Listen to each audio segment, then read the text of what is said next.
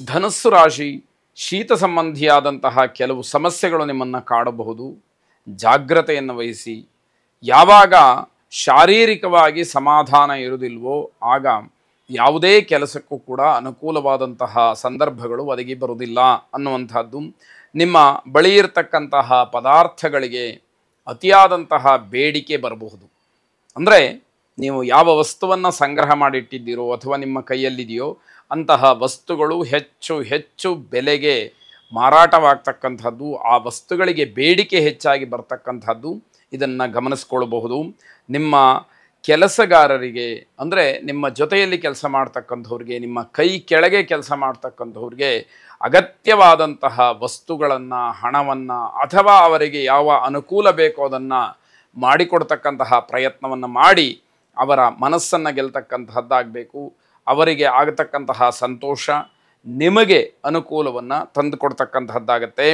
ಕೆಲ ದುಷ್ಟರಿಂದ ಕಿರುಕುಳದ ಸಾಧ್ಯತೆಯೂ ಕೂಡ ಇರುವಂಥದ್ದಾಗತ್ತೆ. ಸರಿಯಾಗಿ ಅದನ್ನು ಗಮನಿಸ್ಕೊಳ್ಬೇಕು.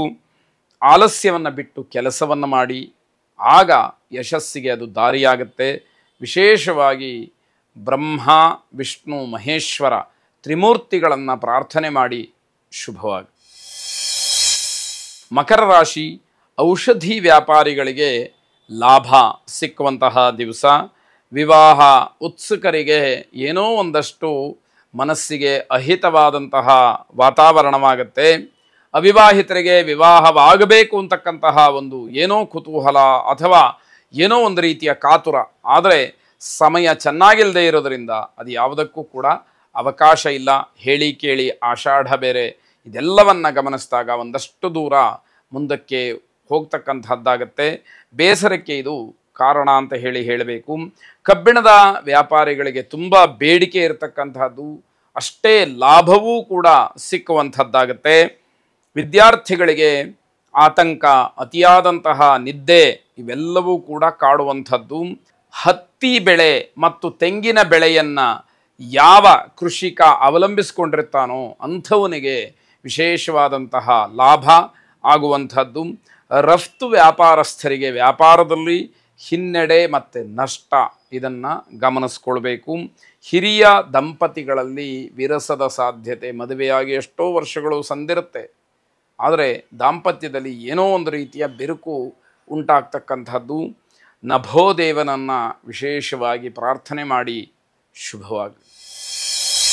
ಕುಂಭರಾಶಿ, ರಿಯಲ್ ಎಸ್ಟೇಟ್ನವರಿಗೆ ಅಧಿಕವಾದಂತಹ ಲಾಭ, ಆದರೆ ಅದರ ಜೊತೆಯಲ್ಲೇ ಶತ್ರುಕಾಟ ಆಗಲಿ ಅಥವಾ ಶತ್ರುಗಳಿಂದ ಏನೋ ಒಂದು ರೀತಿಯ ಹೆದರಿಕೆಯಾಗಲಿ, ನಿಂದನೆಗಳಾಗಲಿ ನಿರಂತರವಾಗಿ ಇರತಕ್ಕಂಥದ್ದಾಗತ್ತೆ.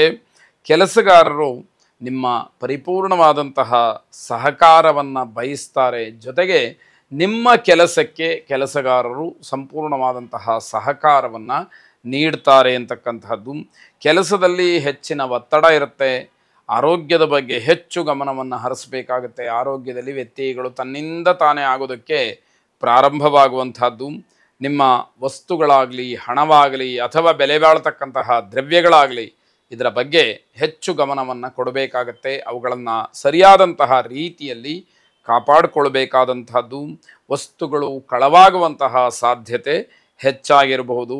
ವಕೀಲರಿಗೆ ಅಥವಾ ನ್ಯಾಯಸ್ಥಾನದಲ್ಲಿರ್ತಕ್ಕಂಥವರಿಗೆ ವಿಶೇಷವಾದಂತಹ ಶುಭ ದಿವಸ ಇದು ಅಂತ ಹೇಳಬೇಕಾಗತ್ತೆ. ಕಾಮಧೇನುವನ್ನು ಸ್ಮರಣೆ ಮಾಡಿ ಶುಭವಾಗಿ. ಕೊನೆಯದಾಗಿ ಮೀನರಾಶಿ, ರಾಸಾಯನಿಕ ವಸ್ತುಗಳನ್ನು ಮಾರಾಟ ಮಾಡ್ತಕ್ಕಂಥವ್ರಿಗೆ, ಆಮದು ಮತ್ತು ರಫ್ತನ್ನು ಮಾಡ್ತಕ್ಕಂಥವ್ರಿಗೆ ವಿಶೇಷವಾದಂತಹ ಲಾಭ ಸಿಕ್ಕುವಂಥದ್ದು. ಗ್ರಾಹಕರಿಗೆ ವಸ್ತುಗಳನ್ನು ಒದಗಿಸುವಲ್ಲಿ ವ್ಯಾಪಾರಸ್ಥರಿಗೆ ಹಿನ್ನಡೆಯಾಗ್ತಕ್ಕಂಥದ್ದು.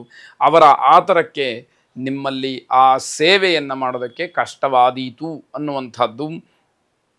ವ್ಯಾಪಾರಸ್ಥರು ಪೊಲೀಸರ ವಿಚಾರಣೆಗಾಗಲಿ ಅಥವಾ ಕಾನೂನಿನ ಒಂದು ವಿಚಾರಣೆಗಾಗಲಿ ಒಳಪಡಬೇಕಾದಂತಹ ಸಂದರ್ಭಗಳು ಬರುತ್ತೆ. ಮೀನರಾಶಿಯವರು ಆದಷ್ಟು ಅದನ್ನು ಸರಿಯಾಗಿ ಗಮನಿಸ್ಕೊಳ್ಬೇಕಾದಂಥದ್ದು.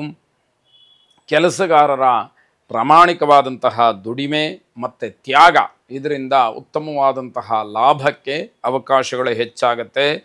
ದಿವ್ಯ ರೂಪವಾದಂತಹ ಜ್ಯೋತಿಯನ್ನು ಸ್ಮರಣೆ ಮಾಡಿ, ಆ ಬೆಳಕು ನಿಮ್ಮ ಜೀವನದ ಕತ್ತಲನ್ನು ದೂರ ಮಾಡಿ ನಿಮಗೆ ಯೋಗ್ಯವಾದಂತಹ ಬೆಳಕನ್ನು ಪ್ರಸಾರ ಮಾಡಲಿ. ಶುಭವಾಗಲಿ.